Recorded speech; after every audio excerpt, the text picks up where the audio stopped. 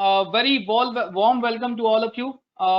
Thanks for joining us for this webinar on institutional strength, proposed electricity amendment 2020, institutional strength, legal and regulatory framework for electricity. Electricity Act, the scaffolding of the Indian electricity sector as we know today, is under amendment. This very thought gives us the reason to pause, reflect, and think of what lies ahead. I'm sure many of us would be having the same feeling. Yes, the Ministry of Power has issued a draft amendment to Electricity Act 2003. Let us call it Draft Electricity Bill 2020. I'm sure this Draft Electricity Bill 2020, if enacted, will move forward and for stronger and better power sector. We are pretty hopeful and have fingers crossed for its enactment. We thought this was a pertinent opportunity to do capacity building of stakeholders and also listen from the multiple perspective about the proposed amendment, a gap which we tried to fill with three sessions on three webinar sessions. This is the first in the series. Second will be on market development through demand supply, wherein we will be deliberating upon promotion of RE, storage, and open access. In third webinar, we will be discussing about the tariff framework and consumer interest. When we planned this webinar, we didn't realize that we will be able to attract so much crowd. However, contrary to our initial thought, by an hour back, we had 1280 registrations and more than 772 participants to this webinar. We have phenomenal audiences ranging from ex-members, present chairman of regulatory commissions, ex-members of regulatory commissions, ex-members of APTEL, ex-chairman and members of CEA, CEO and CFOs of not only renewable companies, but also from thermal generation, distribution, transmission utilities, and also from research organizations and media personalities. Geographically, the present audiences ranging from Singapore, US, Europe, and almost every state in our own country. I'm thankful to each one of you. We at SunSource Energy cordially invite all of you to this e-symposium, where we are fortunate to be joined by sector luminaries, a type of gathering that is rare these days. Though there is no introduction needed to the panel present here, and to me introducing them is similar to what we call in Hindi as Suraj ko diya dikhana. However, as a customary practice, let me introduce to each one of you, each one. We have Shri Shahi sir, a graduate from NIT Jamshedpur, MBA from Xavier Institute of Social Sciences, who has started his career from SAIL and then worked with NTPC and thereafter joined BSES as chairman. His credential and wisdom attracted PMO attention, and he rose to level of power secretary in Government of India from 2002 to 2007. He is the longest serving power secretary in the history so far. Under his leadership, country witnessed the first ever comprehensive electricity reform through enactment of Electricity Act 2003. Sir at present is a chairman of Energy Infratech and advisor and independent director to many organizations. I have collected a quote of him when he assumed the chair. We need to show the world the changes in power sector. This reflects the grit and determination he had while assuming the chair and promulgating Electricity Act 2003. He is a self-made person on whom I have a very befitting share from a शायर called Bashir Badr. मैं अपनी हाथों की लकीरों से नहीं उलझा, मुझे मालूम है किस्मत का लिखा भी बदलता है. Thanks sir for joining us to share decades of wisdom. Now we have on board Mr. VP Raja, an IS from Maharashtra cadre who worked under different assignment at district, state and central level. Very few bureaucrats can think of assuming a profile similar to Raja sir. Sir was chairman of expert appraisal committee of MOEF and also the chairman of one of the most progressive regulatory commission, that is Maharashtra Electricity Regulatory Commission. Sir is a graduate from St. Stephen's College, Delhi, and at present is visiting professor at Jamnalal Bajaj Institute of Management Sciences and also faculty in Bombay Stock Exchange. He is a person of highest of integrity and deep knowledge and wisdom I know. I can recall a quote of him when I was in a public hearing while he was presiding a MIAC chair responding to a licensee. As a business owner, you have all the rights to do gold plating, but don't expect consumers to pay for it. This very statement reflects how he balanced the interest of sector stakeholder and at the same time protected consumers' interests. Thanks, sir, for joining us.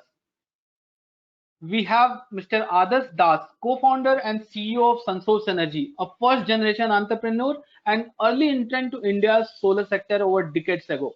He is graduate from IIT Kharagpur, earned an MS in solar engineering from University of Massachusetts and MBA from University of Michigan Ross School of Business. After getting more than 10 years of experience in solar industry in US and India, he joined hands with Mr. Kushag Renandan to start SunSource Energy 10 years ago. I'm sure these people would be the only in kind of example of reverse brain drain for solar industry. I can recall his statement when I was in dilemma of being in renewable. He said, renewable is going to change the face of the sector we know, and we would be there as one who remained steadfast and contributed. One can work at places one wish to. However, it's a rare to find an empathetic and passionate leadership, and I feel blessed working with these guys. Friends, we have Dr. Usha Ramachandran, ma'am, of noted figure from regulatory and policy world. She is professor and director of Center of Energy Studies at Administrative Staff College of India. She did graduation and post-graduation from University of Hyderabad and is working extensively in regulatory field. To many who might not be knowing ASCII must know that ASCII have same reputation for technocrats as LBS Academy for IS officers. Now please hold your breath. Yes, you heard right. I said hold your breath. We have Mr. Ghanshyam Prasad, who was instrumental in drafting of the Electricity Bill 2020. He is graduate from an esteemed institution from my hometown, Varanasi, that is IIT BHU, and MTech from IIT Delhi. If hearsay in policy corridor is to be believed, he is highly respected and most sought person when it comes to understanding of law and regulations on power sector subject in Ministry of Power.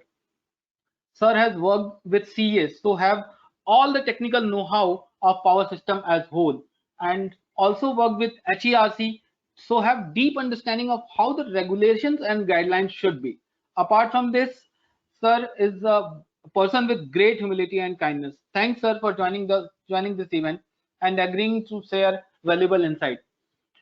Now, I think I have taken more time than estimated. However, I don't want to miss such opportunity to address luminaries, which happens once in a while. Audiences might be losing patience, so let me begin the discussion. We are blessed with a speaker panel who wrote golden pages in power sector of India and can speak hours on any topic. However, time is the scarce commodity for us.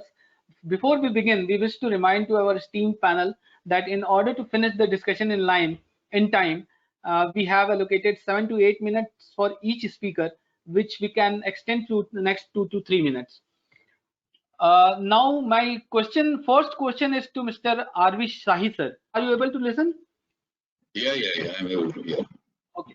Sir, I'm able to listen. Yes, sir. So, sir, my first question is, when you were leading the enactment of Electricity Act 2003, what were the trade-offs while introducing this comprehensive reform? Second query is, sir, whether you feel the reform mindset you had while enacting 2003 Act actually realization, and whether the proposed amendment will take us ahead on reform path, which was envisaged that time. Sir, over to you. Yeah. Trade-off was very clear because this is a subject which is concurrent in the Indian Constitution, and every stakeholder has an interest. And many things from the states were coming out, not one state, all states. Regulatory Commission Act was there earlier than this, but Regulatory Commission Act gave an option to the states not to fully empower the regulatory commissions. And many states did not empower the regulatory commissions fully, including Maharashtra. There are two sets of jurisdiction. Therefore, though Regulatory Commission Act was there, and we had some regulatory commissions already in place, not in all states, but they had truncated responsibility. And here was a case that many of the things which governments used to do, the political system used to do, the government energy department used to do, many of the things were to be away. So one was that. We had a Central City Authority where Ghanshyam comes from. A Central City Authority, many things Central City Authority would do is act to take away. I mean, I remember to get a power project of 25 plus 25 megawatt, you have to first get approval of the electricity board, then of the state energy department, then Central Electricity Authority, etc., etc. Apart from your environmental and other things. So, generation was a fully licensed authority, entity, and here is a case where you have 20% peaking shortage, 25% peaking shortages in many states. So obviously, stakes were very high. There were many authorities, agencies, institutions, government, political system, whose power was to get out. They were to erode, they were to shed away. So therefore, trade-off was a lot. And that is why it took maximum time. It went to the standing committee. When I joined, that was the time that the standing committee itself had not finalized its deliberations. They were going throughout the country. Central City Authority, Federation of Electricity People of all India. We had to do a road show. We had to discuss with that. Personally, I had to meet a number of chief ministers to explain the whole thing. So actually, trade-off were a lot. But then one thing that worked was that, and that formula, I think, in most cases of the chief minister worked. The articulation was that so long as they keep this power, they will always be in trouble because people will expect a lot. So it is better shed away some power so that you are comfortable. At least today, when judicial system is there, nobody, I mean, no executive is blamed because judicial decision is taking the way that it is taken. So therefore, I think it worked with most chief ministers. And of course, there were many things. Like I wanted at that time, even at that time when the draft was there, fortunately, even from outside the government, I was associated with 8 editions or 9 editions of this draft. Gajendra Haldia was involved from the Institute of Applied Economics, etc., etc. So, I mean, that draft was again changed in the ministry with a lot of consultations. Finally, the draft went. Then the standing committee made almost 120 recommendations, suggestions. We were not obliged to follow all of them, but then we agreed to almost 80, 90 of them. And for balance, we said we will take care of many of these recommendations in the electricity policy, in the tariff policy, etc., etc. I think a huge job.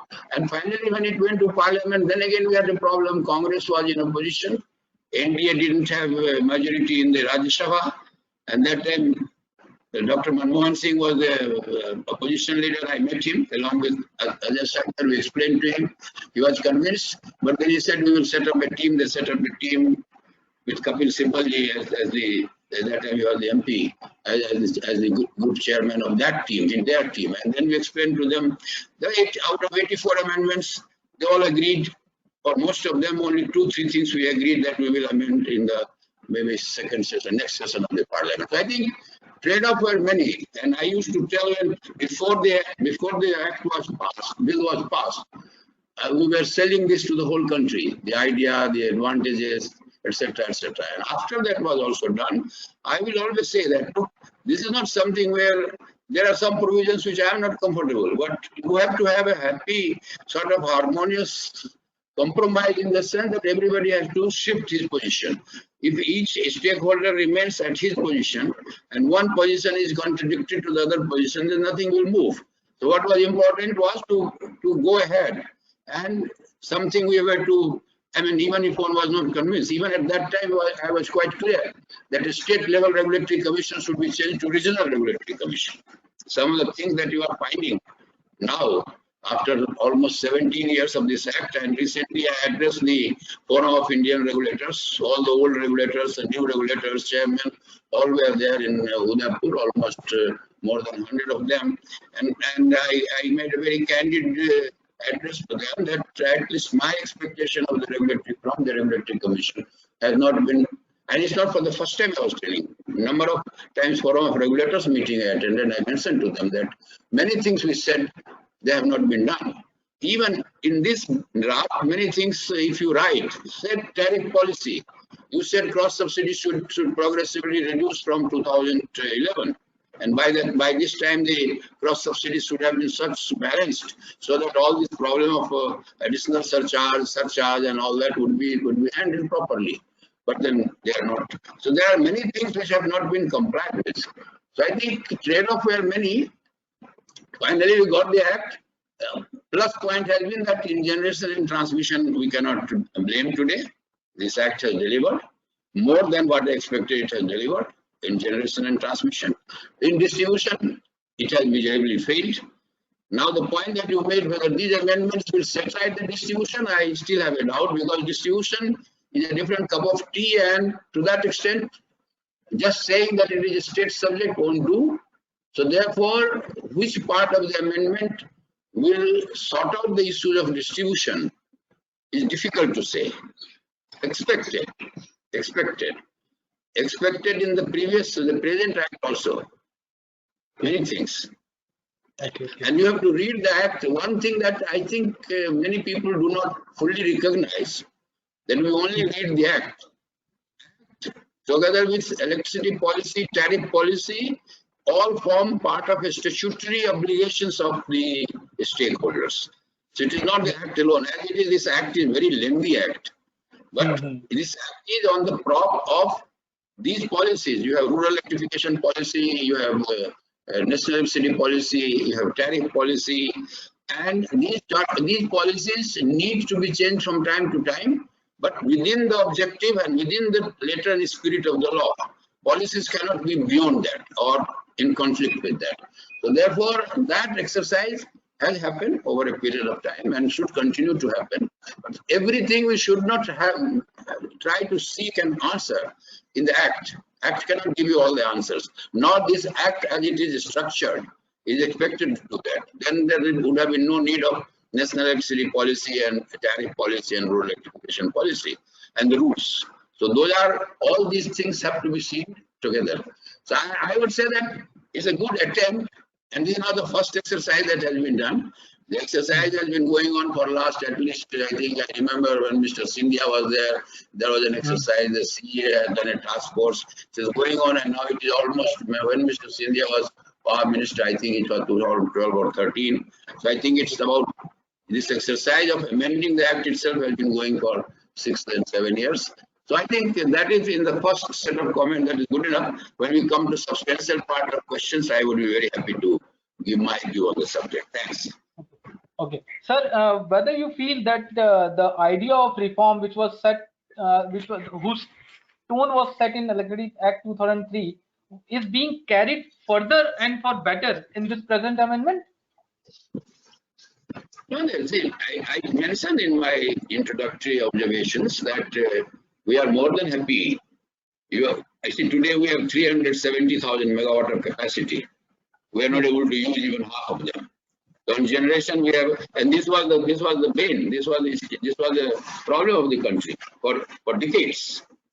20%, 21%, 18%, 19%, 15% shortages in different parts of the world. I mean, villages 2, 3, 4, 5. I come from a village, 6 days, 7 days, no electricity.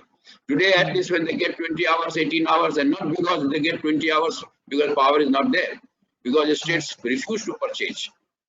So, generation, you are okay. Not okay, you are more than okay. And then competition has come. Imagine my baseline was less than 10% was the private sector.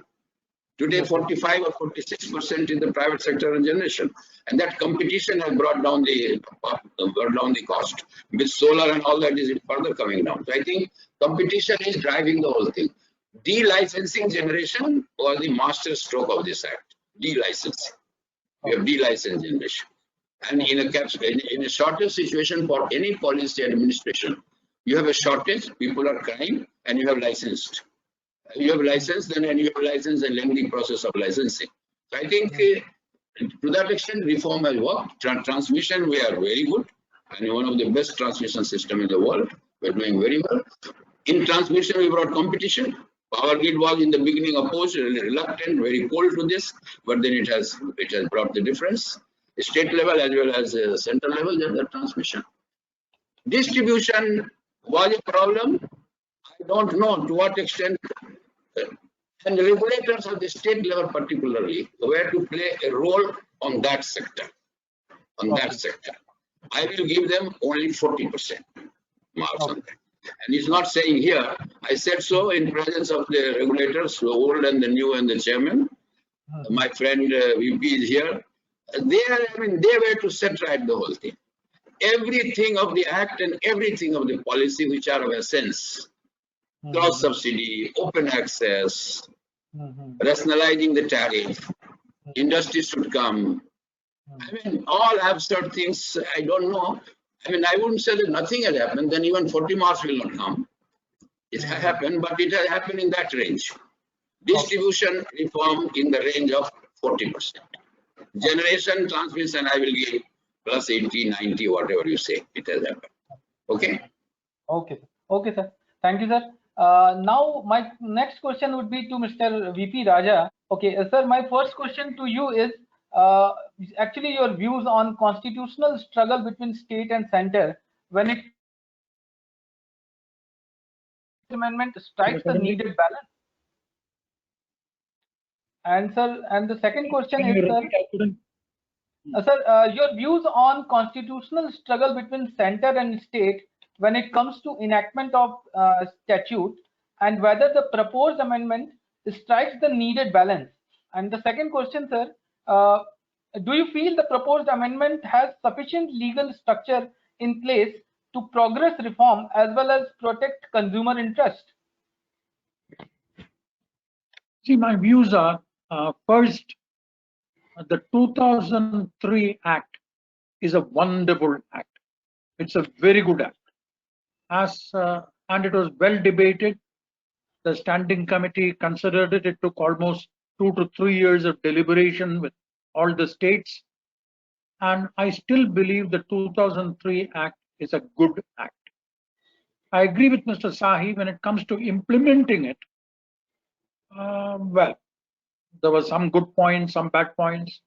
The entire idea of the Act was to move from a vertically integrated system to markets.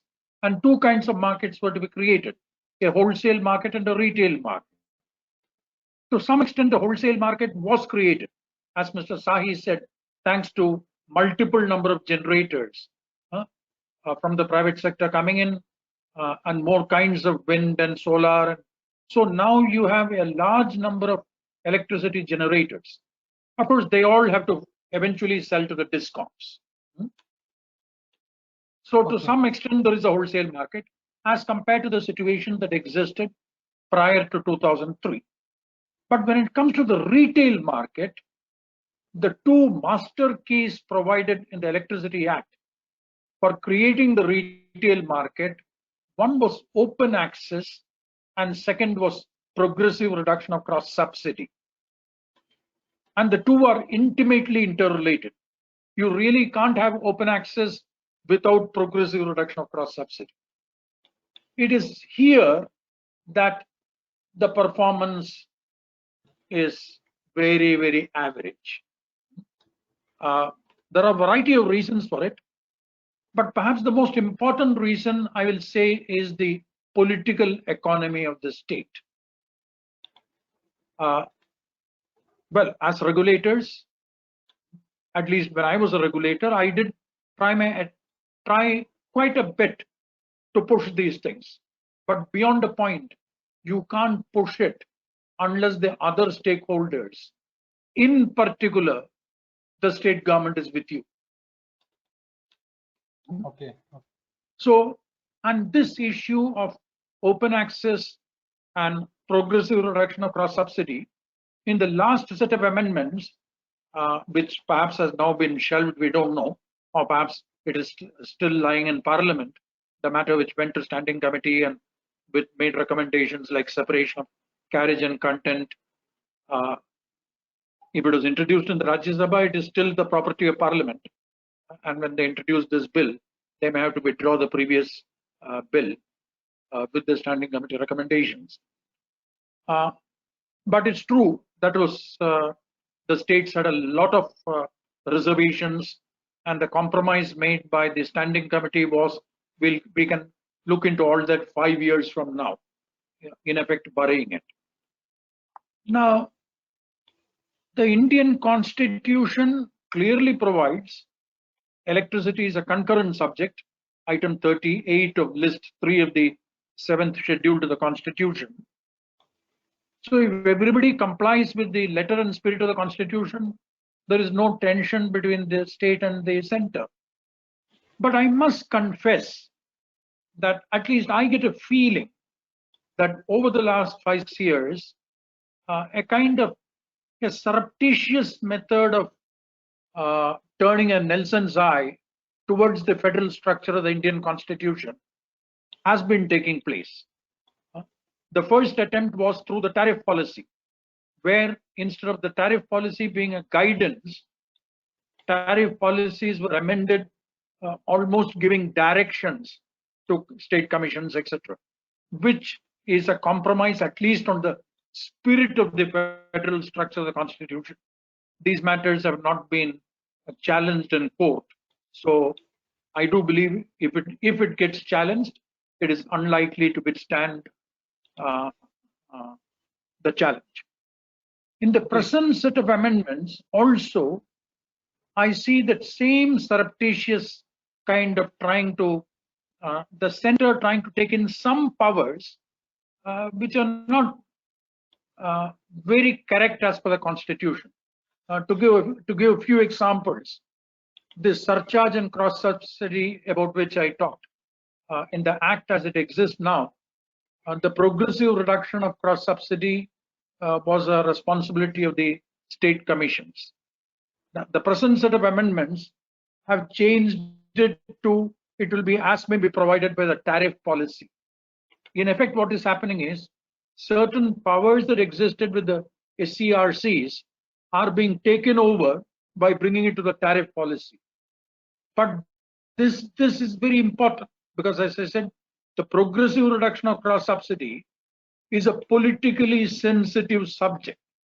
States which have a lot of agricultural consumers, a state like Maharashtra, the real issue of the political economy is how to balance between agriculture and this. And agriculture is the riskiest of the businesses. 1 year may be a good year, 1 year may be a drought year. But in the present proposed set of amendments, this power is being taken out of SCRCs and said that as the tariff policy may prescribe or provide. Second, of course, is the constitution of a single selection committee, which per se is not bad, except to say that there will be 2 representatives from states for a period of 1 year. Perhaps that requires a little modification. There is no harm in having a common selection committee, but obviously the representation of the state from where it is selected should be there.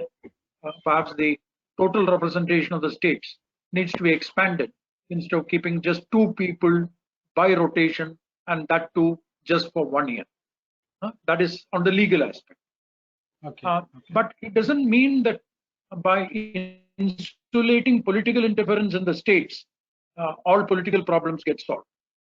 The center is no different when it comes to political interference. I have worked both in the center and in the states. So this entire balance that, for example, tariff can be completely kept away from the political leadership has not worked. Just imagine what happened in Delhi. Electricity tariffs continue to be a very, very important political agenda, and these days even come in the manifesto of political parties. I don't have to clarify or explain further. Right, sir. So I will say that there's been some encroachment on the federal structure, but still it can be corrected by genuine consultations. Okay. And genuine consultations finally depends on individuals, depends on the various ministers, the power minister. Good consultations with the states is required. Because the way distribution is a problem is distribution, electricity continues to be not a pure economic good, but a good of political economy. So to keep the state completely away from it, and I have faced this a number of times. I did get into a fair amount of what can be called as conflict situations on this entire issue of open access, where the state government feeling was, where does the act say that you must do it so fast? Just go slow on it.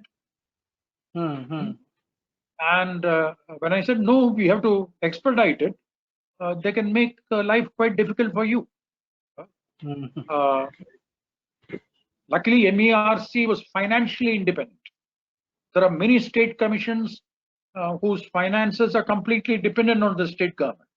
So there are hundreds of ways in which the state can discipline a regulator, so to say.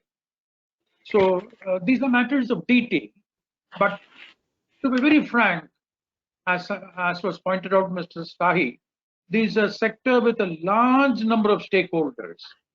If every stakeholder understands what his or her role is and keeps the Lakshman Rekha of that role, this is my dharma, I must do it. And I must leave the dharma of other stakeholders to the other stakeholders. Then it can work very well. But this is easier said than done. Everybody tries to encroach on the dharma of others. And that is where the problem is. I end by repeating that this present set of proposed amendments certainly is not a game changer. It is incremental in nature. It has introduced some things which are good, which only tries to legitimize what has been going on in a good purpose, like having a national renewable energy policy, having adequate payment security mechanisms to be ensured by RLDCs and SLDCs. These are good. They're incremental, but they're good.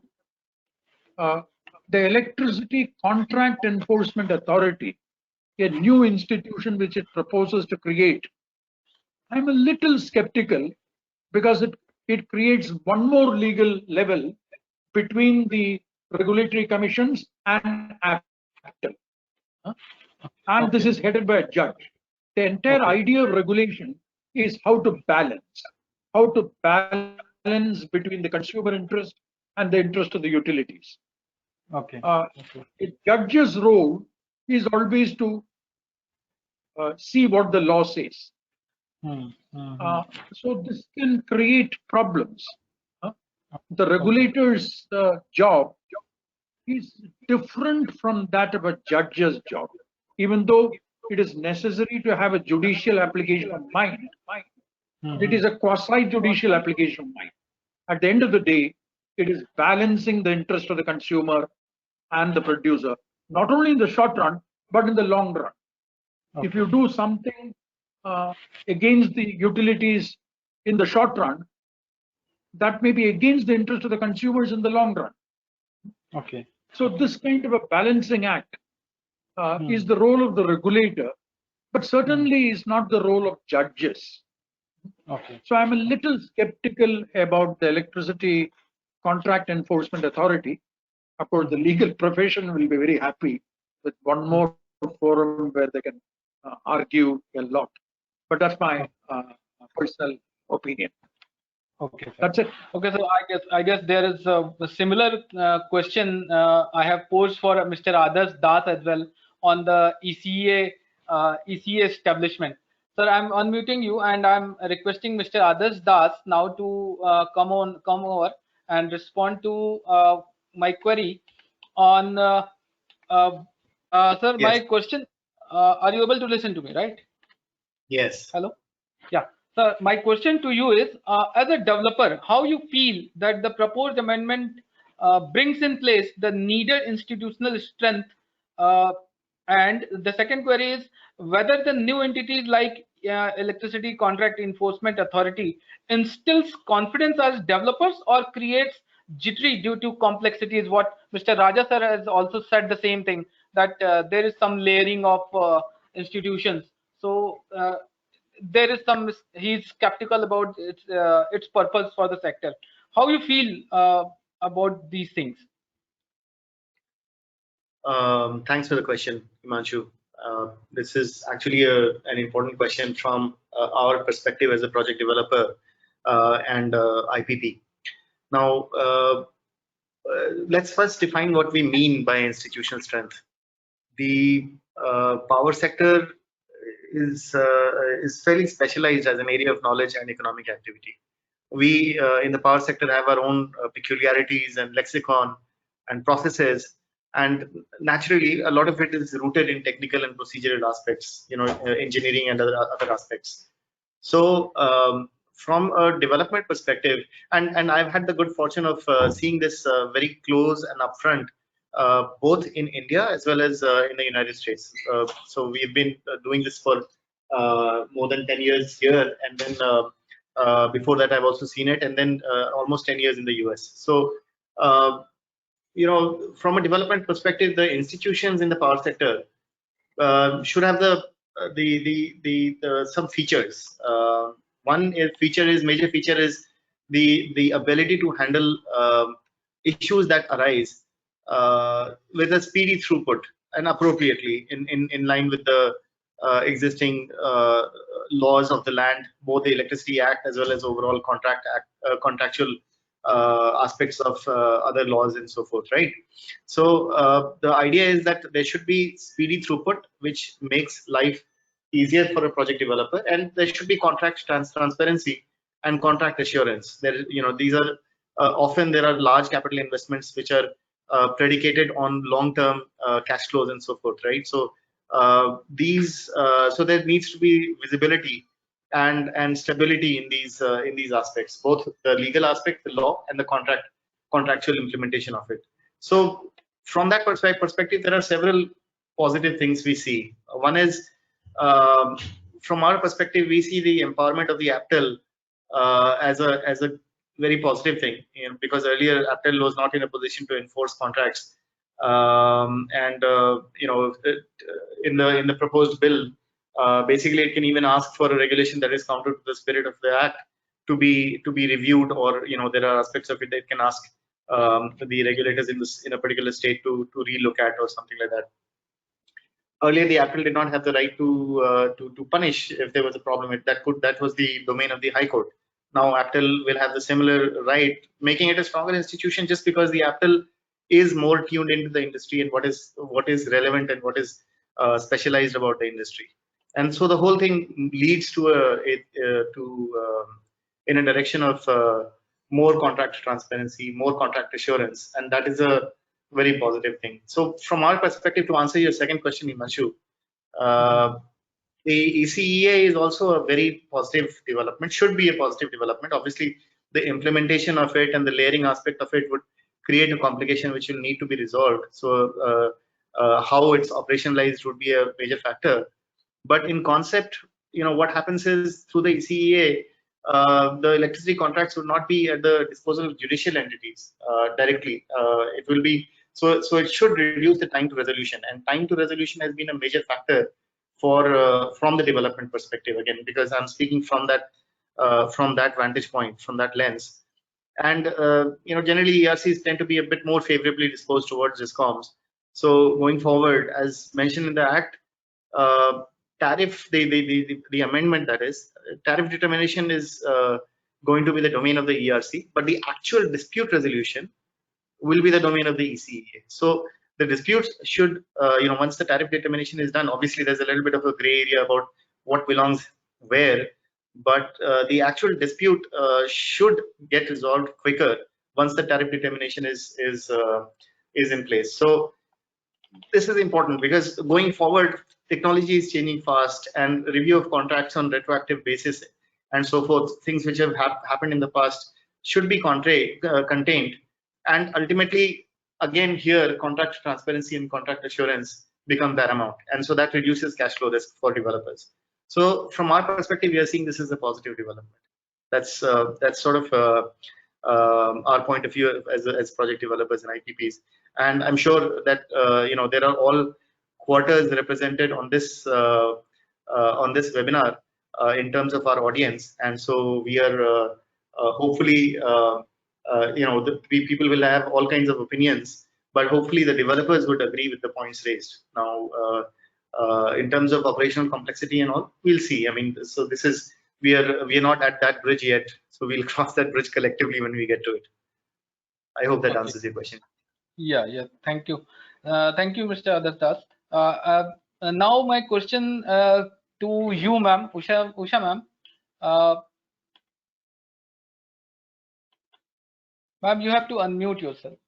Yes.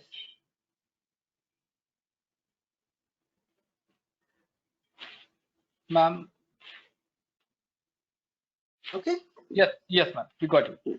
Ma'am, as similar to what Adarsh Das sir has said regarding the ECA, I have two questions for you. First, I want you to share your views on whether the proposed amendment addresses the prevailing legal and regulatory gap, and whether any improvement is needed. And if yes, of what sort of nature of improvement is needed. The second question is to you, ma'am, is whether ECA and other ideas in the amendment bill will help creating a standalone statutory and legal framework for electricity sector. What's your views on it? Yeah. Good morning, all distinguished panelists as well as the participants. There's a little bit of a disadvantage coming in forth because you find that many of the points that you wanted to say has already been said. But nevertheless, Himanshu, I will address what you have said. Now, I do agree with both Mr. Shahi and Mr. Raja that a humongous, work was done in consolidating all the existing legal provisions and acts and bringing in the Electricity Act 2003. Now, what rather puzzles me at this stage is that we have seen certain set of amendments that were mooted by the ministry post 2014. And now we have another set of amendments. And we don't really, we find that what was contained in the earlier amendments are not there, and new things have appeared in the current set of amendments without a white paper to sort of explain to us why certain things were disregarded and why certain things have been introduced. That is one thing. The second thing is I'm a little concerned. You see, when the electricity regulatory commissions were set up as regulatory bodies, they were regulators. They were not tariff fixing commissions. Now, what you find in the amendments and then slowly dwindling down the functions. Now, if you find that these institutions have not worked the way they ought to work, I think some soul searching is required to fix it. The reason we had regulatory commission was to take away, bring in certain independence of decision making and take away certain powers from the state governments. Now, 17 years down the line, if you find that this has not happened, I think we need to relook at these institutions and try to see how do we make it work. Rather than sort of dwindle down their power and then continue to say that they are not working. It would be a very sad day when state regulatory commissions become mere tariff fixing bodies. That was not the intention in the first place, and that is not what we should strive at either. Now, one of the things the 2003 Act did, which I think was extremely important, was to introduce APTEL. Earlier to that, many of the disputes were going to the courts, the high courts of the various states. And we did get rather, forgive me for those who are in the legal profession, but we did get rather bizarre judgments in certain places. And hence it was thought that we needed a tribunal which had both technical as well as legal knowledge. Now, perhaps in my view, one needs to work out the legalities of it. In order to make APTEL more accessible at the state levels, perhaps we should have regional benches. Strengthen APTEL, strengthen the regulatory commissions, rather than set up another quasi-judicial body like the ECEA, which will perhaps, complicate things. Now, if you look at what kind of contractual disputes do we have in electricity? We have contractual disputes related to power purchase agreements. We have contractual disputes related to fuel supply agreements. Now, the question we need to ask ourselves is whether this new body is going to add positively to what we already currently have in terms of contract, legal provisions for looking at contract grievances regarding contracts and so on, and whether the newly proposed ECA is going to add to it.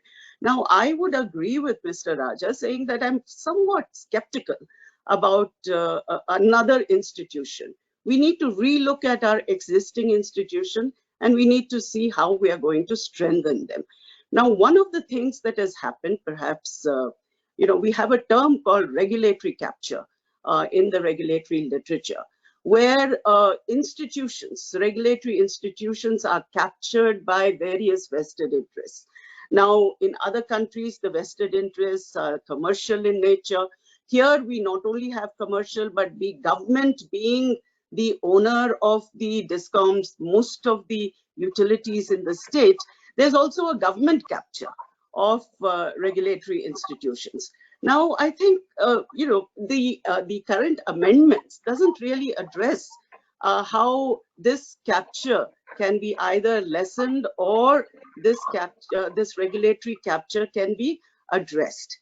Now, as far as the institutional, this is a very small addition, submission, but, having an even number of members, adding another member from policy, economics, and so on and so forth, is it going to add to the regulatory commissions when we don't really strengthen the commission staff itself? That is what is required. Adding another member, I'm not sure it's going to help. Secondly, as far as discussions and, all over the world, we normally have an even number of members. So even when there is a dispute within the commission regarding decision making, the chairman has a decisive, decision making vote in that discussion, whatever they have amongst themselves.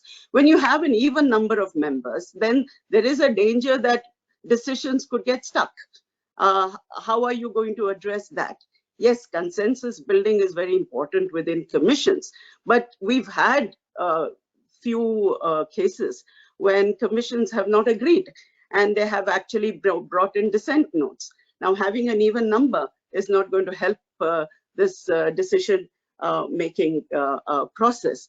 So I do have several concerns, and my submission is, let us relook at our institutions. Let us see where they failed, why they failed, where they succeeded, and look at strengthening them rather than adding another layer and adding to the problems. I have serious reservations that you will have jurisdictional problems between what the regulatory commission does. And anyway, whatever goes to the newly proposed ECEA, any dispute with that would anyway go to APTEL.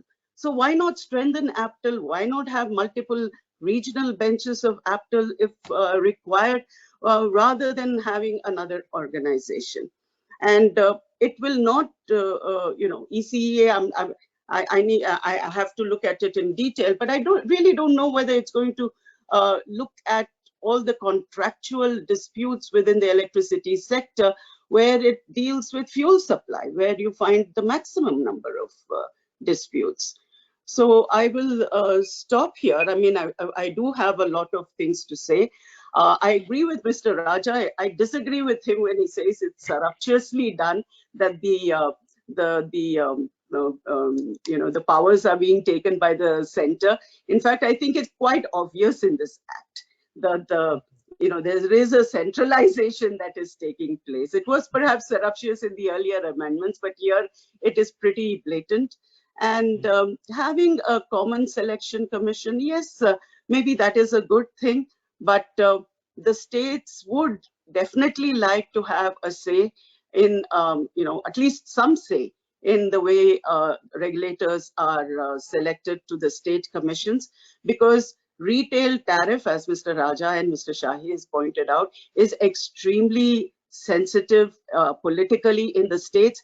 There are certain state level sensitivities that need to be addressed while looking at it.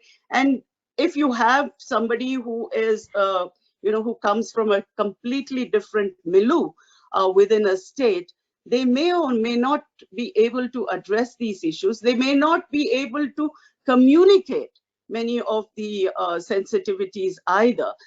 So that could be counterproductive in the long run. So my submission is relook at our institutions, correct them. Let us not add more institutions. We have sufficient, and we need to make them more powerful. We need to make them work. How do we make them work is the challenge that we have. Okay. Thank you, ma'am. Over to you, Himanshu. Yes, thank you, ma'am. I truly agree with you on the point that we need empowerment of existing institutions, not in terms of adding a member or adding a profile to be added as a member, but also the staff which is working. I can recall my stint in Reliance when we were deliberating upon creating an institution which certifies the people to be eligible to work in regulatory commissions. Especially it happens in US and FERC, wherein there is some specific requirements to be part of your regulatory commission. Either you should be having a research or PhD or doctorate in certain field of electricity to be eligible to get work in a regulatory commission. Thank you, ma'am. Thanks for sharing your insight. Now, now the audiences must be cursing me why I'm not asking Ghanshyam sir to speak on. So without delay, Ghanshyam sir. Ghanshyam sir. Right. Yes, okay. You're listening? Yes, sir. I am getting your voice now. Sir, everybody would be cursing me why I'm not asking you to speak on. So, sir, my question is to you, sir. First of all, I would like you to add on, to extend upon whatever views has been shared on institutional strength and framework by other speaker. And in addition, I would like you to actually respond to two concerns rather than queries of mine. First, is this amendment bill another draft in line of as previous ones, or we can hope to see its enactment soon? Second, sir, whether linking of various provisions to tariff policy is actually an idea behind to create a regulatory consistency and uniformity across country in the same fashion as of one nation, one grid, kind of, because regulatory non-uniformity and inconsistency was the biggest deterrent to the investment scenario in the country. Sir, your take. Over to you, sir. Thank you, Mishra ji, and all the panelists. They are all senior to me, and I think I was only thinking that I'll be in a listening mode today so that I can get enlightened by the views of the esteemed panel members. Sai sir, Raja sir, I have not interacted earlier, and ma'am also I had not interacted earlier. But Sai sir, I had been interacting off and on and getting his guidance in all the endeavors that we have been doing in the ministry. With that small introduction, I think I really today, from all the four panelists, I have got very good suggestions, in fact.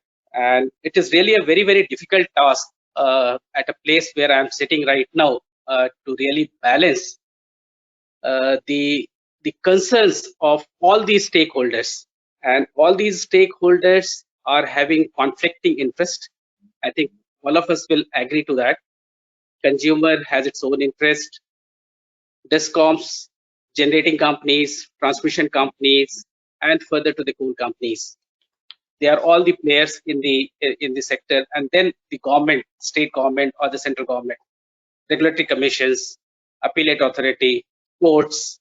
All these are the different players which have been very active into the sectors, and balancing the act to take care of all the concerns probably is a mammoth task, and whatever I do, probably I'll fail in my duty to balance each one of them. But still, our endeavor has been to address to the quick issues that has been bothering the sector as of date. Ma'am rightly said that we had a bill 2014, and now another bill has come of 2020. Definitely, ma'am, we had bill 214, which was deliberated, discussed, and somehow we could not get it passed in the Lok Sabha, and Lok Sabha got dissolved. Now, strategically, what we have thought is, let us not dwell upon what was there in the bill 2014, because the things in the last 6 years have changed a lot. And with that change scenario, can we look at something which can address the most important issues which the power sector is facing right now? As Shahi sir has rightly pointed out, that in the Electricity Act, the delicensing activity, the delicensing of generation was one of the major reform, and that led us from a deficit situation to a surplus situation.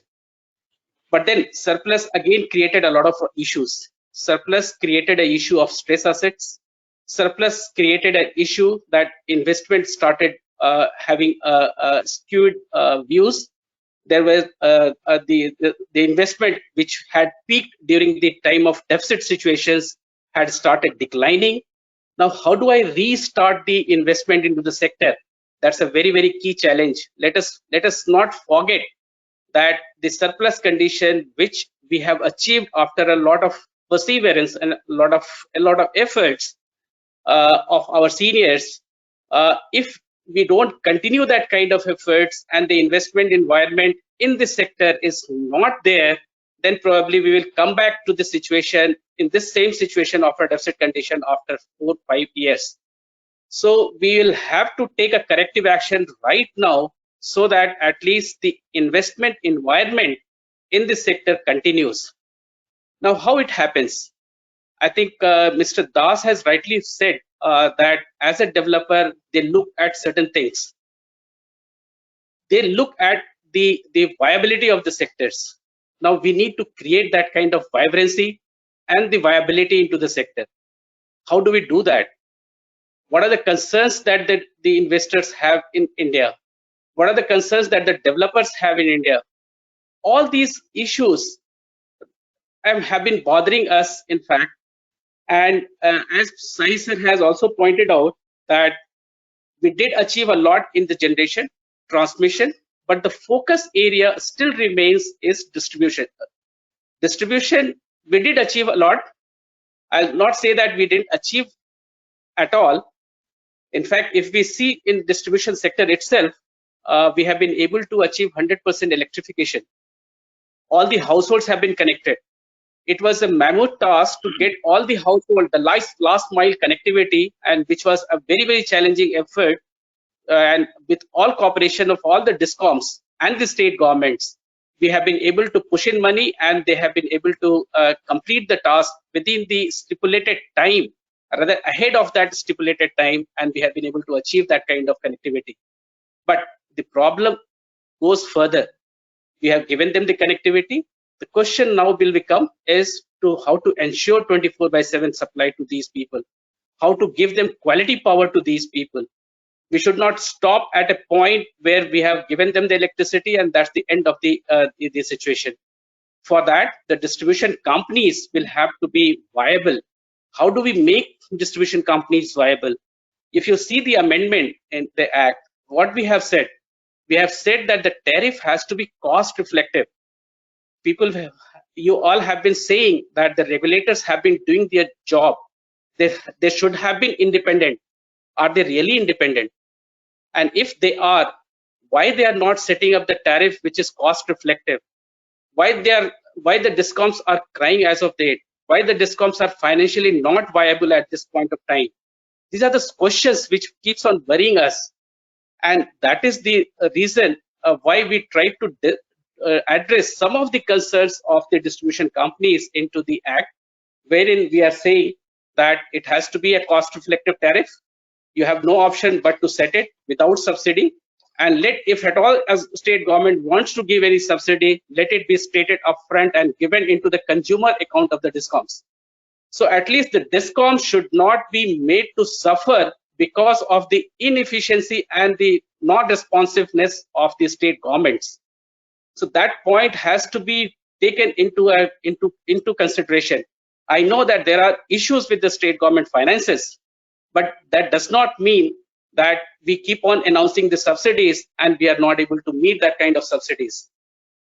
So that's all these points are there. I mean, I don't say that my point of views are sacrosanct, but definitely these are the things which went into the system of addressing the such issues. Then there are chronic issues of regulatory assets. Why regulatory assets are being parked and these discoms are not getting this money and they are losing in terms of the regulatory assets. Then the question of further reforms into the distribution. Right now, in fact, we do have a franchisee system. That is the distribution licensee. If they want to engage somebody to do certain jobs in their area of supply, they can do it.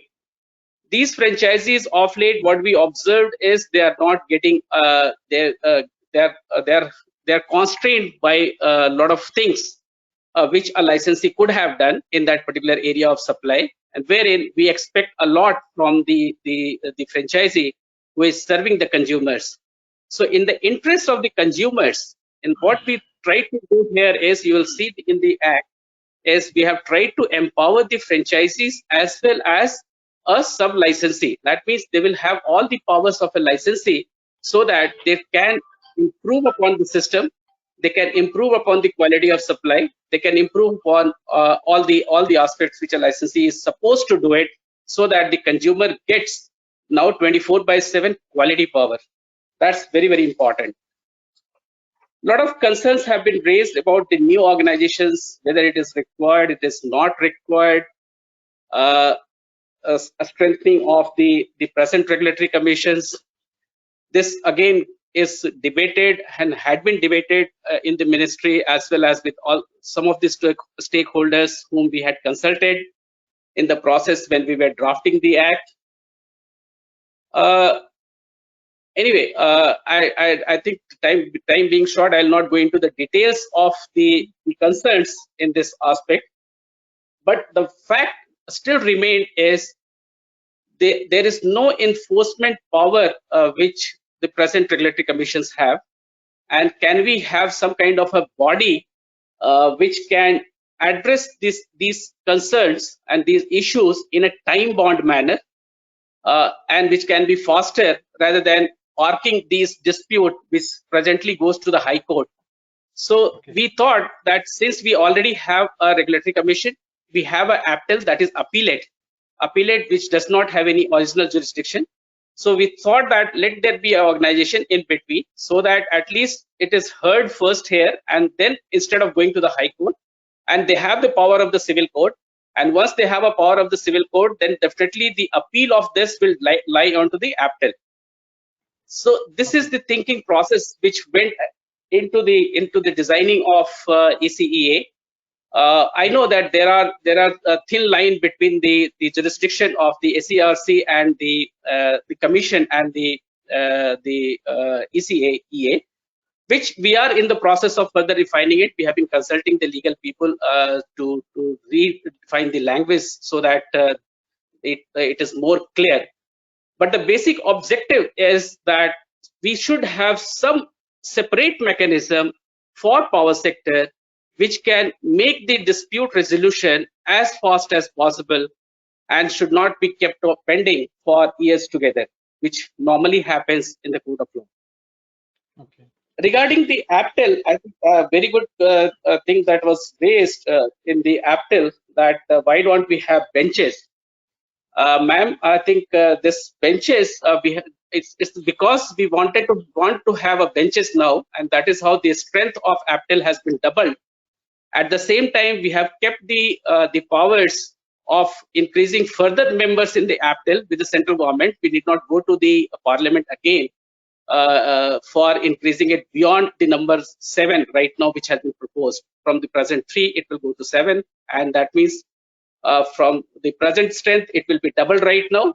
And if required, we can increase the strength of APTEL furthermore. In fact, we are also looking at strengthening the staff of the APTEL, which is being taken up separately, not through the Act, but through the other executive orders. Okay. Regarding the commission staff, I think this is a very, very good point which have been raised by Madam. We had been thinking about the commission staff and trying to integrate a common cadre for this all the commission staff. I'm not sure whether it should be included in the Act at present, but that's the thinking that is going on. But again, some of the critics may again say that we are going to have it all centralized and trying to have the central or single cadre, which will encompass CERC and SERCs together. And there could be some kind of certification or some kind of things that is supposed to be ensuring the quality of staff that is required to be there in the regulatory commissions. In fact, a similar thing we did in case of RLDCs and NLDCs. And right now, all our load dispatch engineers, they have to be mandatorily certified to operate the grid. Because as you all know that our grid is one of the largest synchronous grid in the world right now. And operating a synchronous grid is really a challenging job. And not only Indian grid, we are synchronously connected with Bhutan, and very soon we will be synchronously connected with Bangladesh as well as with Nepal. And if things goes right, we may even get ourselves connected with Myanmar in a synchronous mode. So if we are moving in a direction wherein we are looking at the optimization. See, if I'll just take a minute to explain what the grid actually, where we have moved from last 15 years or maybe last 20-25 years, is from a small state grid. We initially went to the regional grid. We tried to optimize at the regional level. At that time, we didn't have enough of the interconnectivity between the regions. So we had to content ourselves with the optimization at the regional level. After December 2013 and particularly June 2014, when we synchronously connected with the southern region, the entire game changed and the entire country got synchronously connected and we started optimizing. I think, ma'am, being in the south, probably you must have realized after that interconnections and after that the price in the southern region immediately started dropping from somewhere around 15-16 rupees per unit, and the market got aligned. And right now, because of the development in the transmission sector and the synchronous grid inter-regional transmission lines, we have been able to achieve a single price into the grid. And that single price means that there is no congestion as far as the ISTS, that is interstate transmission system, is concerned, is there in the national grid. So now we have moved towards that kind of optimization. I'll just quote another thing that we have achieved very recently is the security constraint economic dispatch. I think most of you must have heard about it, which we started from 1st of April 2019. We started with the ISGS, that is interstate generating stations. And these generating stations are located at different states in the country. They had been initially serving only to the beneficiary states. And in the process, what was happening is even the cheaper stations were not getting scheduled in certain regions, but the costlier stations were getting scheduled in other regions. So we tried to optimize this. And now the national level merit order is happening with all ISGS stations. And we are saving 3 crores per day on this account. That means roughly around 1,000 crores we are saving per year. We have already had experience of around 14 months, and the experience has been pretty good in this particular optimization exercise. In fact, the thinking now is, in fact, if some of you see the order of CERC, that Regulatory Commission, they have now opened it up to the state GENCOs as well as to the state IPPs. If they want to participate into this optimization process, they can do so. Okay. The idea behind giving you the small background was that we are now trying to optimize the resources. Let us not forget that whether it is transmission line, whether it is generating companies, whether it is hydro, thermal, nuclear, sun, solar, wind, whatever it is, they are all basically a national resource. We have to optimize it so that it is used optimally. It should not so happen that certain states tie up large power. In fact, Maharashtra, even MP, there are states, even Punjab to that extent, there are states which had tied up excess capacities and they have been paying through the fixed cost, through the, and that has been burdening the consumers. So there are issues. I'll not say that there are not issues, but the idea is that having given this situation and the kind of connectivity and the kind of optimization that we have been achieving in the national grid, it is one of the best in the world. In fact, I have seen the conditions in the US as well. US is also not synchronously connected. US also has different small grids. There are ISOs, there are independent system operators, which is California, which could be PJM, which could be New York based, but they are still yet to be interconnected and achieve that kind of optimization, which India has already achieved. So if this is the situation of optimization, we need to move forward. We have to look forward in terms of seeing how best we can achieve the optimization process. Okay. Sir, certain more points that were raised, particularly with respect to the open access and the consumer.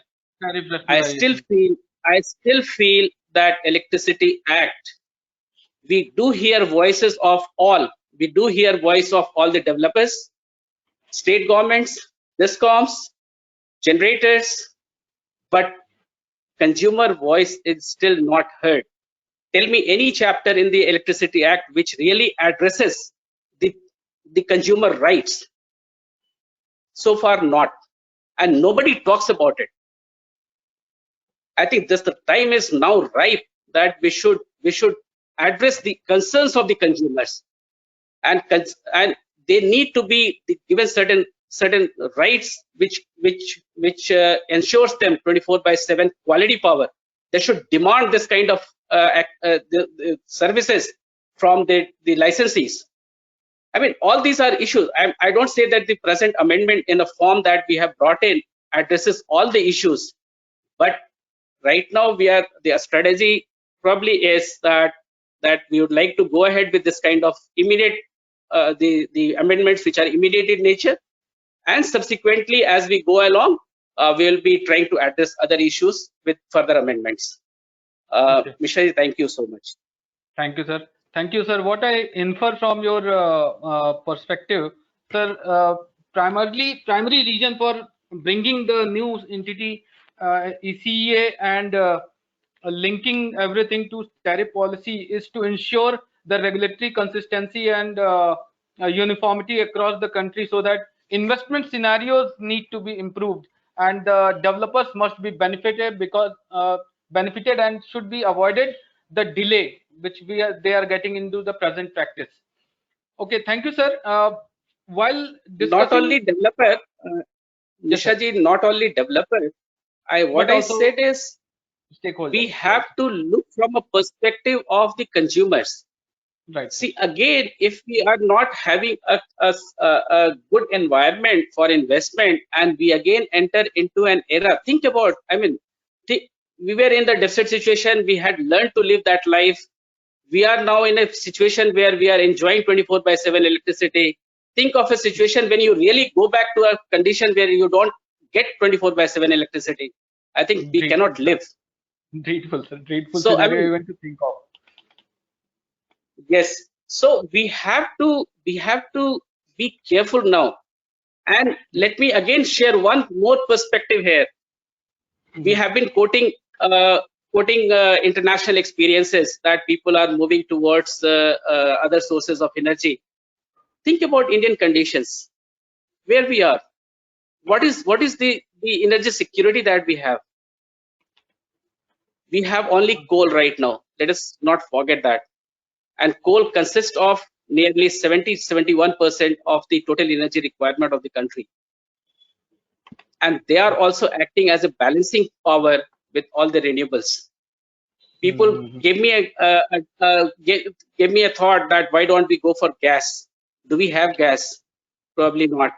Nuclear, probably they will not be able to address the balancing needs. Then what? What remains with us? Hydro. We have been seeing that hydro development is not taking place in spite of the best effort that we had been trying to do. Maybe it may come in few thousands, but it cannot really address to the situations which we are. So we have to be very much concerned about the way we have to move, the way we have to ensure the energy security into the country. Thank you. Okay. Thank you, sir. Thanks a lot, sir. Now we are coming to the situation, the part of the event wherein we have to discuss the questionnaire session from the audiences. While designing this series, I was thinking that 3 parts, breaking the whole discussion on Electricity Act 2003 in 3 parts would be sufficient. But I guess there are multiple sessions on each aspect need to be done to understand different perspective and get clarity on the subject. However, due to paucity of time, we need to respond to audiences as well. So we will take a couple of questions. We have so far more than 1,000 questions. We cannot take up all the questions. So we are sorting it out and framing it to individual speakers. There is one question from Mr. Rakesh Nath, ex-member APTEL, who has opined that more clarity is needed regarding functions of distribution, sub-licensee and franchisee and how it will be regulated. Secondly, sir is apprehensive that ECA not having jurisdiction over matters involving regulations and tariff will have a limited role to play. Shahi sir, would you like to respond to this query? Am I mute? No, sir, you are okay. I'm not mute. Okay. I've seen Rakesh's queries, 3-4 queries that he has raised. Yes. I think they are valid queries. Franchisee is something people are familiar with because in the rural electrification policy, franchisee has been very abundantly. Rural electrification policy is also a policy under the Act. And very extensively it has been covered, and in many states, franchisees. I'm not talking of franchisee who is for bill collection or meter reading. I'm talking of input-based franchisee. So in many places it has worked well, in many places it has different type of experiences. Now the concept of sub-licenses. So I think a little bit of clarity will have to be brought in. It could be a drafting, it could be a substance. But where franchisee is placed and where sub-licensee, the only distinction to my mind which is in the draft is that sub-licensee needs to be approved by the commission, state commission. Franchisee need not be approved by the commission. That is the only distinction I can see. But then I think there will have to be a little more clarity on this. So that is a good point that Rajesh has made. Of course, he has made a substantial point on this new authority, contract execution authority, and which in all discussions that so far I have seen, and I have consulted a number of regulatory people. This concern is there in the act, in the draft itself. This concern is there. I mean, they are not only on execution, but they are also on dispute. So that means, where is that a small subset of dispute which will ever relate to this authority? Because if you see the act, the function of regulatory commissions, particularly at the state level. They have all disputes with them, state level. At central level, you have disputes related to tariff, but of course there is one viewpoint, and I talk to very senior people in the regulatory commission, past and present. They see it very clearly on the basis of experience that everything can be related to tariff finally. Some aspect or the other of the tariff. So all that's why otherwise financial comes out of PPA relating to tariff, etc. I think there we will have to be a bit clear, as Ghanshyam has rightly said. They are trying to perhaps work out with the law department and others. How do we? One thing can be that we don't talk about dispute at all. We talk about only execution. Wherever there is a valid judgment, wherever there is a valid decision, execution with the power of court of law could be there. So this is one point that needs to be thought. Second point that needs to be thought is that on account of this issue alone, the whole bill can go into controversy, and then it can go in controversy. So that is a strategic aspect. That is not the aspect of a debate, that is a strategic aspect. So can we sort of make this bill victim of this type of a state versus center controversy? In which case, it could be with that distinction of dispute being taken away from their only execution, it could be a part of the appellate tribunal as a bench, or there could be, I mean, things like that. You have the same composition, everything same, but can you put it in any case you are putting it next to or inferior to the appellate tribunal, because appellate tribunal is their appellate authority. So if that happened, today's states have not questioned the right of the center to create appellate tribunal, and appellate tribunal is appellate tribunal for all regulators, the state regulator as well as central regulators. So that law is there, and that law has been there now for almost 17-18 years. So I think a settled issue will get unsettled. So that is a strategic issue. I think Ministry of Power will have to think. So that is another point that has come. So I think there is some. Let me put it on.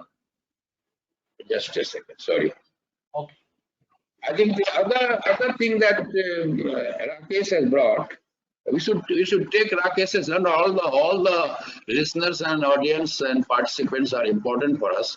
But Rakesh has the advantage of also being in Central City Authority, also being in appellate tribunal, and so you see, and he worked in my team, so therefore I know individually also. He will not give just off and comment, and he will give me some degree of maturity. So I'm just responding to that.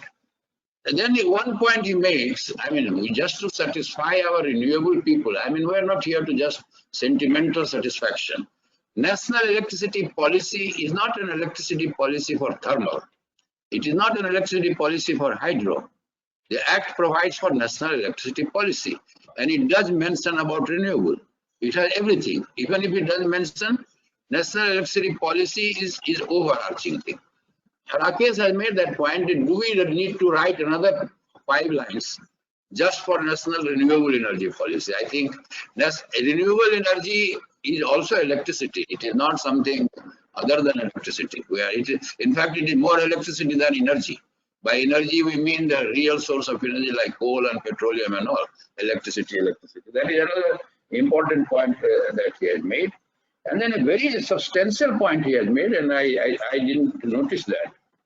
In section 49, you are giving the right to distribution companies to do a PPA outside of 62 and outside of 63. That's difficult. I mean, at the state level, this could be misused. Obviously, it could be misused. Today, state distribution companies are obligated to procure power through competitive bidding. That is section 63. 62 is not there, but select cases of 62 may be there. But there has to be a method. So I think 49 new clause that has been added, that point I think Rakesh that he has made is a good point. And I think I will not get into the selection of one more point, subsidy. If you see the subsidy section today in the Act, I think there is a lot of misunderstanding among people. and including some of the comment that Mr. Raja made, let me clarify that the present act, it is not that it did not foresee that a state will heavily subsidize certain section of consumers. The 65 said that regulator will fix the tariff in the manner he fixes the tariff on the basis of annual revenue requirement. And for certain section of consumers, if the state wants to subsidize, I'm not talking of cross subsidy, I'm talking of subsidy. If they want to subsidize, they will have to provide that in the budget and pay to the distributors. So it is political economy of the, it was known even in 2003 also. Today it has to progress, it has to be, I mean, political economy has to take some sort of backseat because we have to run this sector on an economical basis. But subsidy over cross subsidy is an adjustment that a higher section within a limit, and on that tariff policy was again very clear. And so if on that they want to give, suppose agriculture you want only let's say 2 rupees, but the annual revenue requirement tariff structure is 3 rupees. That 1 rupee equivalent of that you have to pay. There, Ghanshyam, I will particularly request you, and I will talk to Power Secretary also. The direct benefit transfer DBT is a buzzword which is prevailing everywhere. It can work for kerosene oil, it can work for rice and wheat and sugar, because there you go and pay and then get. Here is a case, people will pocket that money, DBT, and yet will not pay to the distribution company. So this new this I had not seen. Somebody pointed out to me. This new draft, in fact, is a sure way to further worsening the situation of the distribution company, because these people will pocket the DBT, but today they are not paying 1 rupee, they will not pay 3 rupees. If 1 rupee is a subsidized tariff, 2 rupees state government has to give, they give to the discoms. At least discom can fight with the state government to get that money. Sometimes because of the budget it creates problem. But tomorrow with the new provision that you have made, I think that can be a very dangerous situation. I think these are some of the things. Selection of regulators. One point Rakesh has made, and I think we should give some weight to that.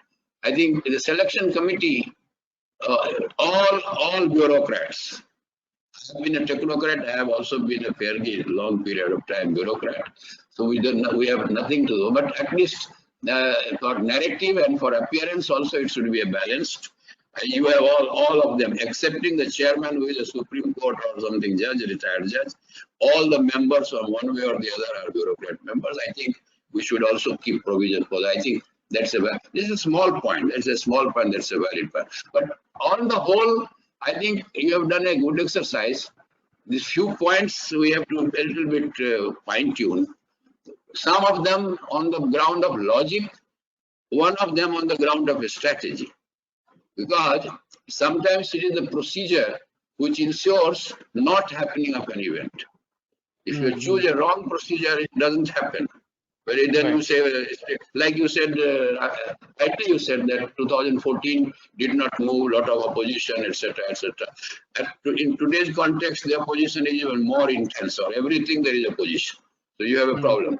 I think some of the good points will get mixed up. I think strategically, there is a lot of weight in this point, and some of them have said, this is not my idea, but I think there is a weight in this, that this new institution with good intention that has been created, 2 changes. Let there be no overlap in dispute. It is execution, enforcement through power of court. And second, as a part of appellate tribunal. Appellate tribunal is not a questionable matter by the states at all, because it has been there.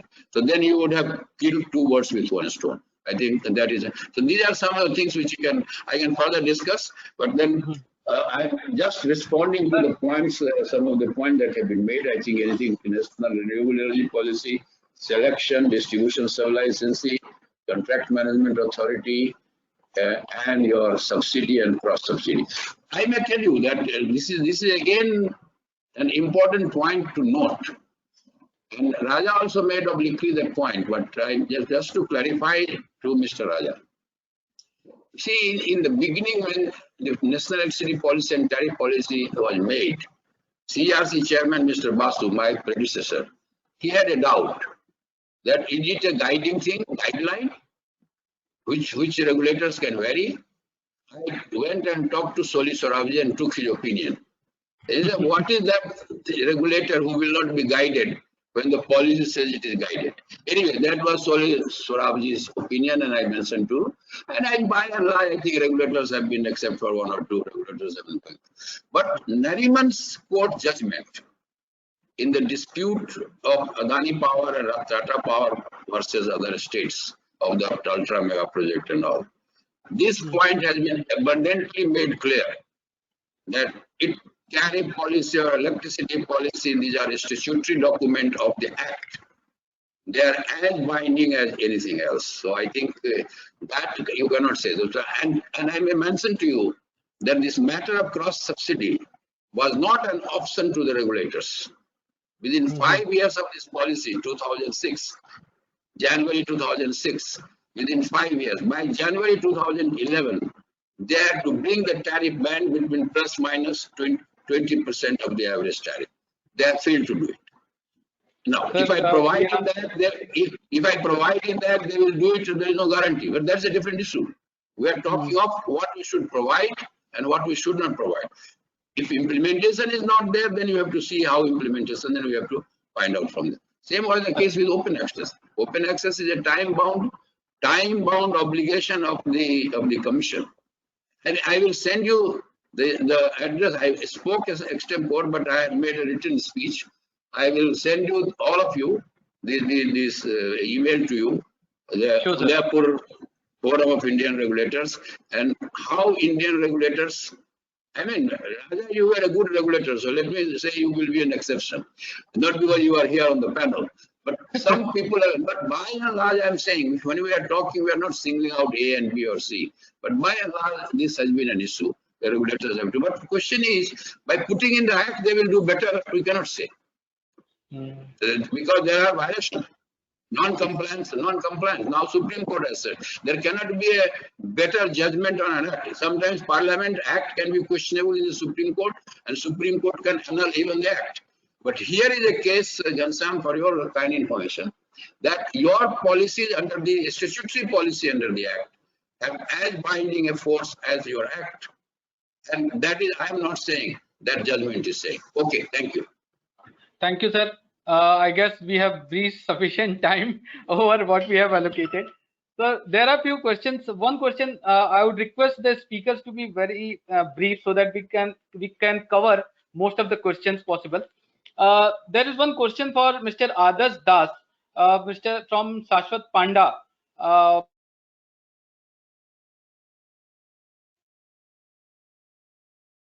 Grid decarbonization initiative of government of India, whether proposed amendment will increase RE demand in future.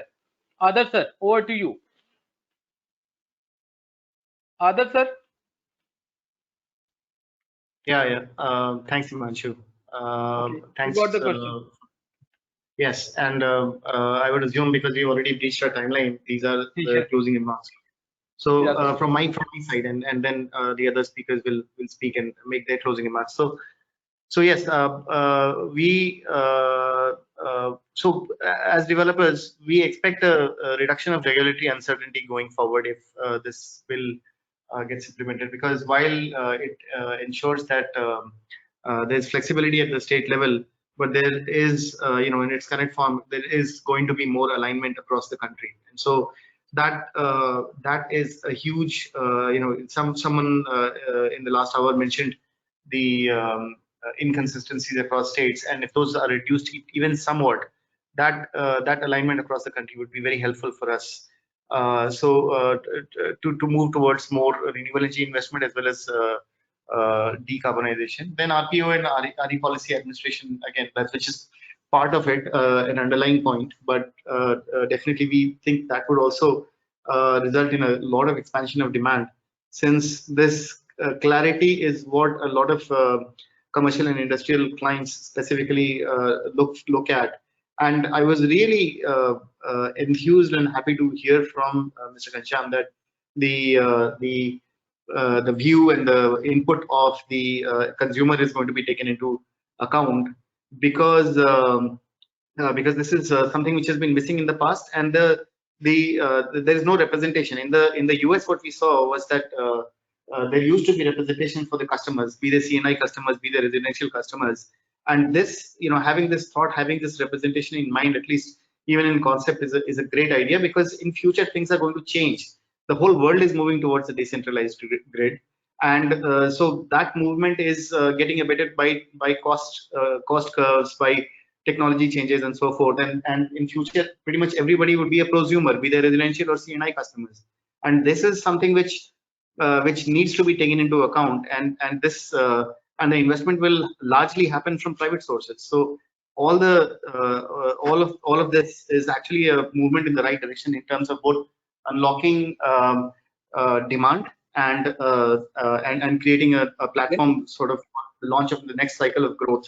And finally, just a quick point, that is distribution companies not having to wait for state contributions is actually a great phenomenal thing also, because distribution companies will then be on a much more solid footing. So absolutely, all of this is going to help. Okay. Thank you, sir. Now the next question I would pose to VP Raja, sir. Actually, there are two people who raised this question. One is Mr. BP Singh, ex-member of DERC, and also Vijay Meghani, sir, who raised this question to. I will actually pose these questions to Usha ma'am and VP Raja, sir, both, to respond briefly regarding the political economy. How the political economy, which is actually a stone in the neck of the power sector, can be addressed by the regulator. How the regulators should behave to address this differentiation of making regulator independent of the political economy. Raja sir and ma'am, share your timings accordingly to speak on. Raja Okay. sir, shall I commence? Yes, sir. You see, political economy per se is nothing negative. It is something, in fact, which needs to be taken into account. I can give an example of Maharashtra. The political economy of Maharashtra is, let me give some very rough figures.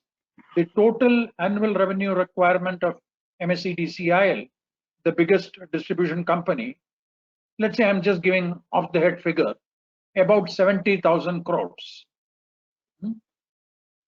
Now, out of these 70,000 crores, about 6,000 crores, 6 to 7,000 crores are direct subsidies given by the state government to farmers and to the power loom. And about 15 to 16,000 crores are cross subsidies. So both these subsidies together will work out around 23,000 crores.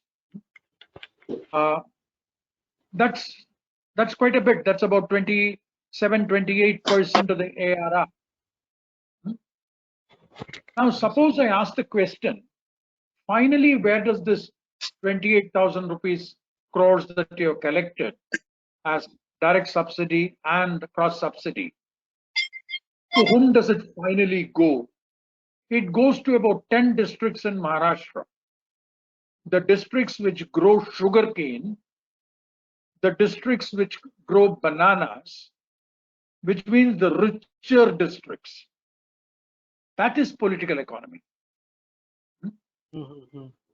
So, and obviously, the state budget or even the union budget is a document of political economy.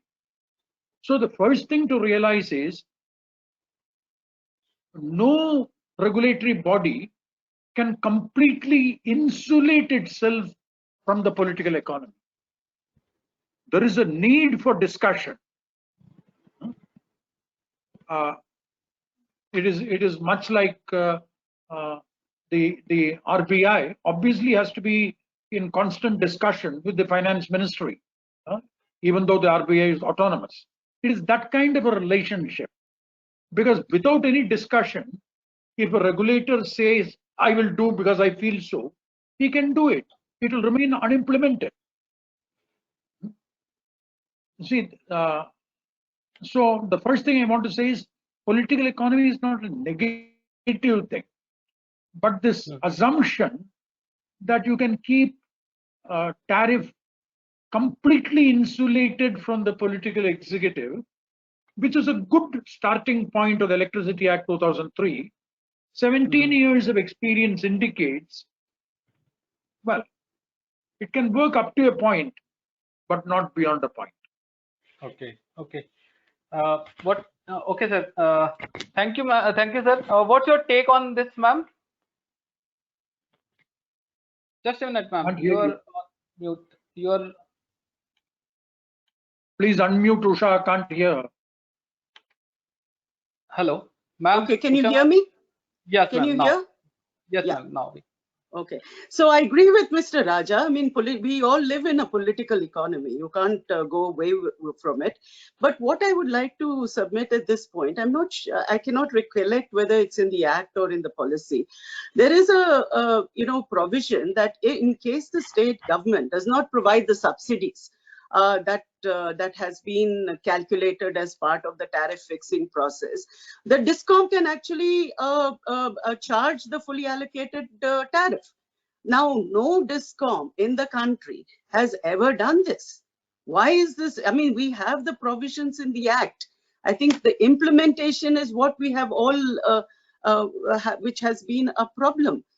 So distancing of the government, it's there as part of the Act.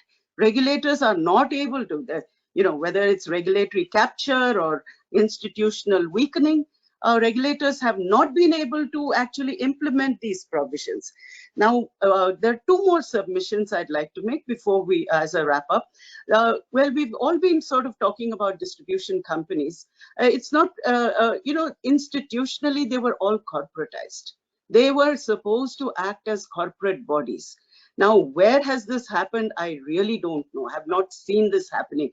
The names were changed, the spirit, the governance of the distribution companies, nothing was changed. They continue to live as state electricity boards, that kind of, in that spirit itself. So corporatization, I think, is something that we really need to look at afresh.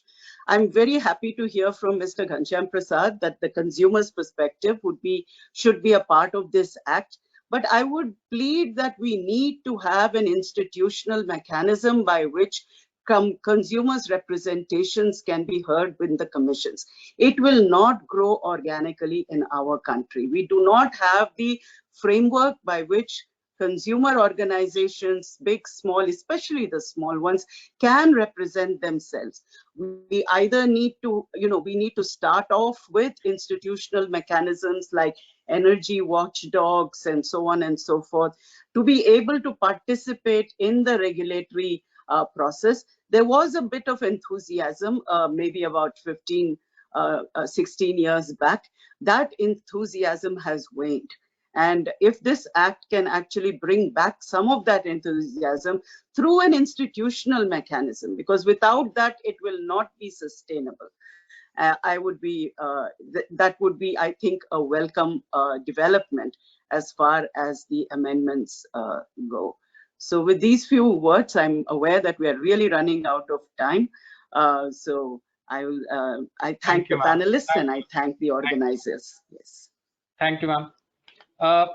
Now there is one question from Mr. Nitin Sabiki from Indian Energy Exchange. He asked whether sub-licensee purchase power and also required to file petition. Mr. Sabiki, if you are there on the participants, yes, sub-licensee can procure power. Even the franchisee can procure power. The prevailing regulation of UPRC open access regulation allows the franchisee to avail power in open access. That depends on the DFA, distribution franchisee agreement with the distribution licensee. So time is short, so wherever I can respond, I am responding, and wherever I will definitely pull in the speakers. There is few similar questions from multiple people. Mr. Saklani from UPCL 5 members from IEEE and IIT Kanpur who had asked whether this proposed amendment proposes wire and retail separation. To them, answer is no. Don't go by the negativities. There is no mention of retail wire separation in the whole act. The only provision with respect to distribution changes are with respect to distribution sub-licensee, and that depends on the distribution licensee to figure out what business models they can use, they can build up using these distribution licensee. There is this one question from Mr. P.R. Bende from MP Power Transmission Company, who wished to understand when there is already a regulatory body, what was the rationale behind creating new entity called ECA? Ghanshyam sir, I guess you have already responded to this query. Okay, there is one more question from Mr. Utkarsh from Create Energy, who wished to know that proposed amendment is a forward is actually appraising Ghanshyam sir, that proposed amendment is actually the much awaited step to take the electricity market ahead. I truly agree to it. There is one question by Abhishek Tripathi, partner lawyer from Sarthak Associates.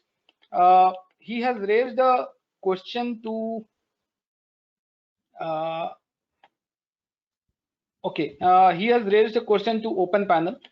He mentioned, ma'am, it is actually to you. Your comment on strengthening of existing ERC is valid. How can one ensure that ERC are indeed acting as efficiently as they should be?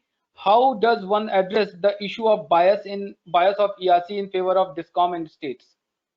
Ma'am, over to you. I guess you have partly explained that you need. Just a minute, ma'am. Just a minute, ma'am.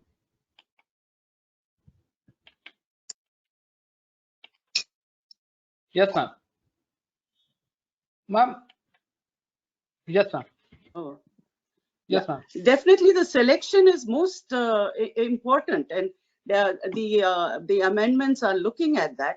But you know, it brings me back to the early days of regulation, where the personalities of the regulators are most important. It's not as if do they know electricity well? Do they know the act well? There's a whole host of professionals who are willing to actually support the commissioners. But the personality, are they willing to listen? Can they stand up to the CM? Can they stand up to the ministers? Can they actually make their voices heard? You know, the act gives them a whole lot of powers. They cannot be dismissed. And I think people who are elected to these bodies should remember that they cannot be dismissed by law, and they have a responsibility to perform. We've had very good regulators.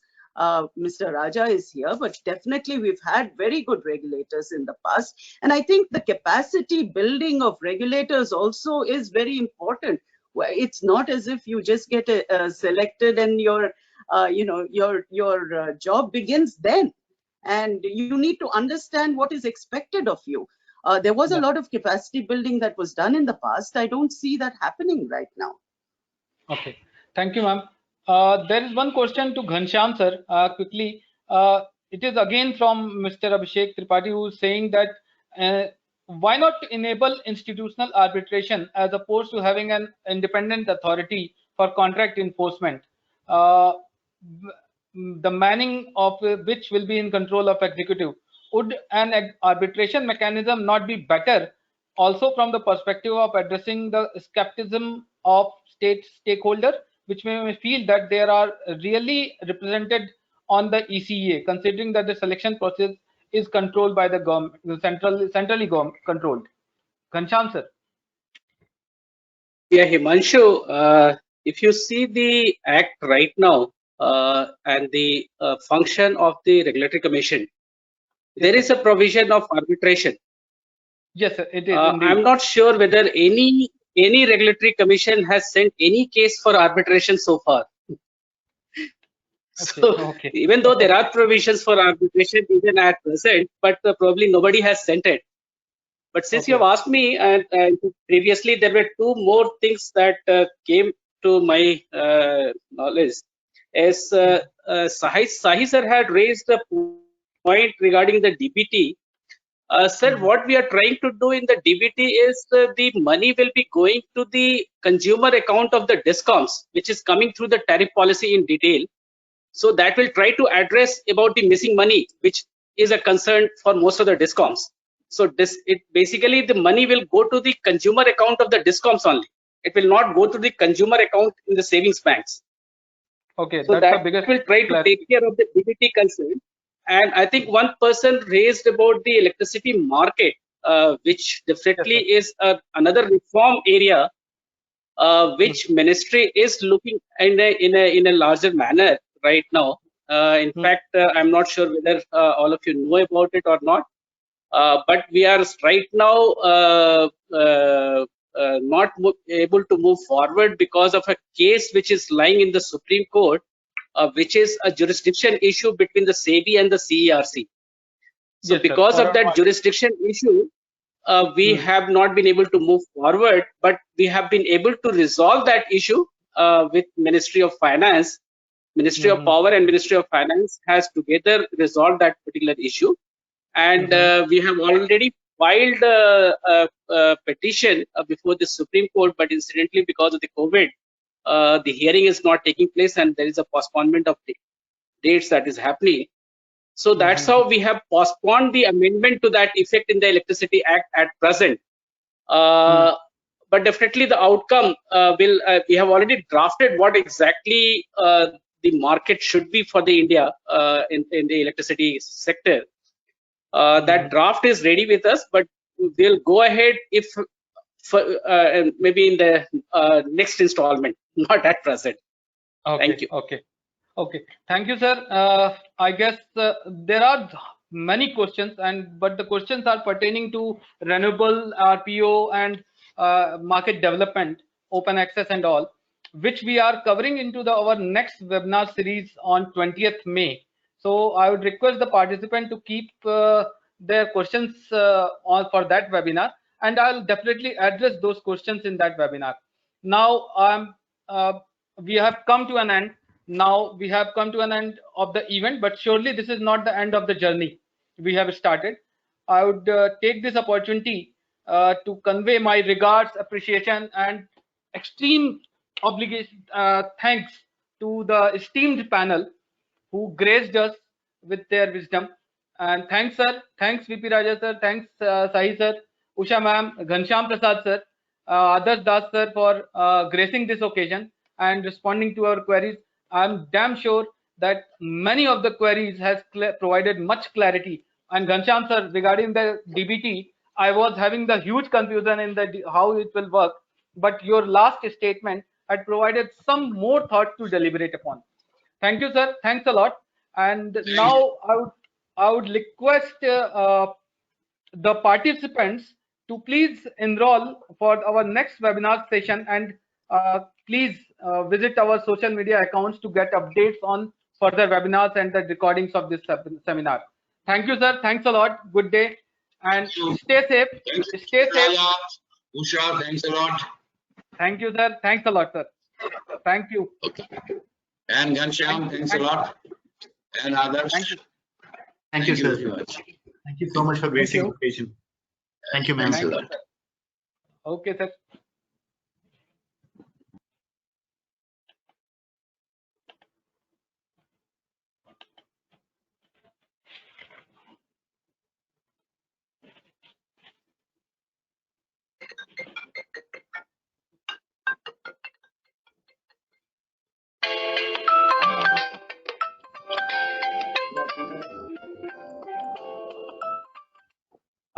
Maybe cannot be. Just finished.